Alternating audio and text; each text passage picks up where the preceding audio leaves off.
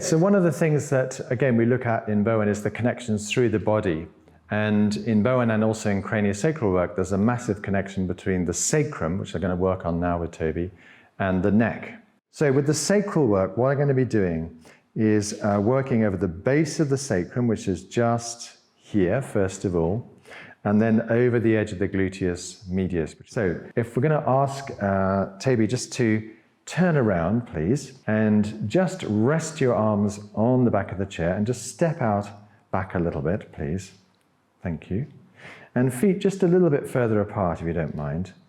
And just lean forward and take your weight through your arms. And I'm just going to swing your hips back just a little bit. Is that all right? And to allow this area of the back to relax.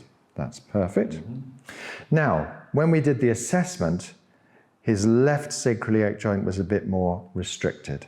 So I'm going to start on his right side. But generally in Bowen, we start on the better side first. So to find our location, we find the top of the crease, the gluteal crease. We come out of finger's breadth and down, and we're going to place my thumb right on the inferior angle of the sacrum. So we're going to ask him to breathe. We take the skin slack up onto the bone, and on that full exhalation, we fall off, down towards the feet. We wait.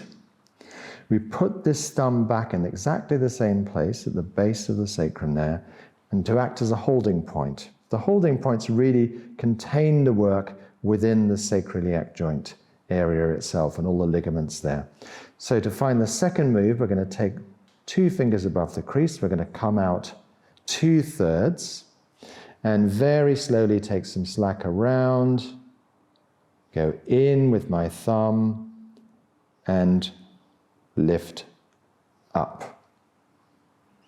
Now I'm going to walk around, so I'm just going to tell him I'm walking behind him now to his left side, which is his affected side.